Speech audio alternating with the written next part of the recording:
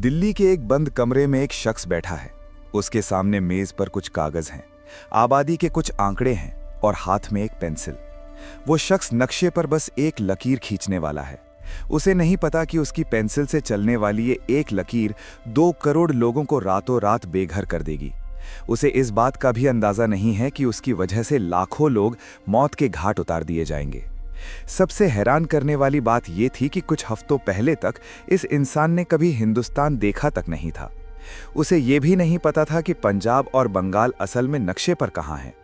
यह शख्स था सिरिल रैटक्लिफ, जिसे अंग्रेजों ने भारत और पाकिस्तान के बीच सरहद खींचने के लिए लंदन से बुलाया था। लेकिन ये आग अचानक नहीं लगी थी। इस बंटवारे की नींव बहुत पहले ही रख दी गई थी। साल 1905 में जब अंग्रेजों ने बंगाल को 2 हिस्सों में बांटा तो उनका मकसद साफ था, हिंदू और मुसलमानों की एकता को तोड़ना। उन्होंने समझ लिया था कि अगर भारतीयों को धर्म के नाम पर बांट दिया जाए तो उन पर राज करना आसान हो जाएगा। यहीं से वो दरार पैदा हुई जो आगे चलकर एक खौफनाक मंजर में बदलने वाली थी। साल 1906 में मुस्लिम लीग का गठन हुआ और धीरे धीरे राजनीति में धर्म का दखल बढ़ता गया। जिन्ना का मानना था कि हिंदू और मुस्लिम कभी साथ नहीं रह सकते, जबकि कांग्रेस एक सेक्युलर और अखंड भारत का सपना देख रही थी। तनाव इतना बढ़ चुका था कि 16 अगस्त 1946 को डायरेक्ट एक्शन डे के नाम पर कलकत्ता की सड़कों पर खून की नदियां बह गईं। हजारों लोग मारे गए और नफरत की ये आग पूरे देश में फैल गई। अंग्रेजों को समझ आ गया था कि वे अब एक ऐसे जहाज पर बैठे हैं जिसमें बारूद भरा है और आग लग चुकी है। वे जल्द से जल्द यहां से निकलना चाहते थे। लॉर्ड माउंटबैटन ने ऐलान कर दिया कि 15 अगस्त 1947 को आज़ादी दी जाएगी, लेकिन भारी कीमत पर। देश के 2 टुकड़े होंगे।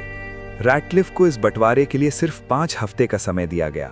वो कमरे में बैठकर नक्शे पर लकीरें खींचता रहा, बिना ये जाने कि वो लकीर किसके घर के बीच से गुजरेगी या किसके खेत को 2 देशों में बांट देगी।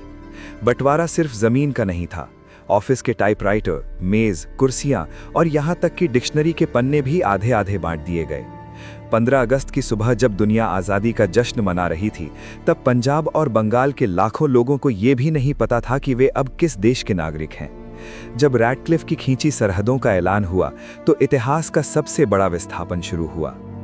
सड़कों पर 50-50 मील लंबी लाइनें थीं। बूढ़े लोग बैलगाड़ियों पर थे और बच्चे अपने माता पिता के कंधों पर।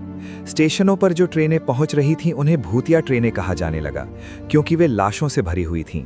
उन ट्रेनों की दीवारों पर लिखा होता था कि ये आज़ादी का तोहफा है। कोलकाता में हिंसा रोकने के लिए महात्मा गांधी को खुद वहां रहना पड़ा, जिन्हें माउंटबैटन ने 1 मैन बाउंड्री फोर्स कहा था। पर चुनौती सिर्फ पंजाब और बंगाल की नहीं थी। भारत के नक्शे के भीतर 565 रियासतें थीं जो छोटे छोटे आज़ाद देश बनने का सपना देख रही थीं। अगर ये रियासतें अलग हो जातीं तो भारत का नक्शा किसी छेद वाले पनीर यानी स्विस चीज जैसा दिखता। सरदार पटेल और वीपी मेनन ने एक एक करके इन राजाओं को भारत में शामिल होने के लिए मनाया। कहीं सौदेबाजी हुई तो कहीं कड़ाई। जोधपुर के राजा ने तो वीपी मेनन की सिर पर छोटी पिस्तौल तक तान दी थी। जूनागढ़ का नवाब तो इतना अजीब था कि उसे इंसानों से ज्यादा अपने कुत्तों से प्यार था, और वो दंगों के बीच अपने कुत्तों को लेकर पाकिस्तान भाग गया। सबसे बड़ी मुश्किल बनी कश्मीर।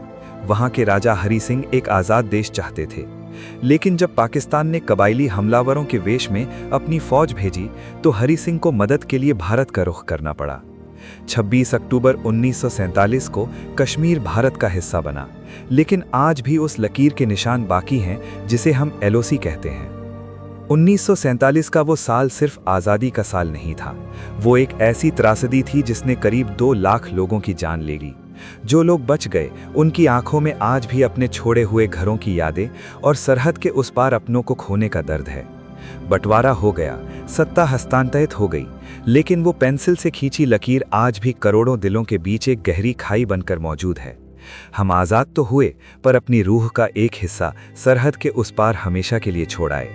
अगर आपको ये कहानी सिर्फ एक इतिहास का हिस्सा नहीं बल्कि एक चेतावनी लगी तो इस वीडियो को यहीं खत्म मत होने दीजिए, क्योंकि कहानियां सिर्फ सुनने के लिए नहीं होती, कहानियां हमें जगाने के लिए होती हैं। आज जो हमने देखा वो सिर्फ बीते हुए समय की बात नहीं है, बल्कि एक आईना है जो हमें दिखाता है कि जब सत्ता और सच आमने सामने खड़े होते हैं तो क्या दांव पर लगता है। अगर आपको ऐसे ही अनसुने सच, छुपी हुई फाइलें और इतिहास के वो पल जानने हैं जिन्हें अक्सर भुला दिया जाता है, तो इस चैनल को जरूर सब्सक्राइब कीजिए, क्योंकि यहाँ हर कहानी के पीछे एक सच छुपा है और हर सच के पीछे एक ऐसी कहानी जो अभी तक पूरी तरह सामने नहीं आई है। अगली वीडियो में हम एक और ऐसे ही रहस्य से पर्दा उठाएंगे। तब तक सवाल पूछते रहिए, क्योंकि सवाल ही वो चाबी है जो सच के दरवाजे खोलती है।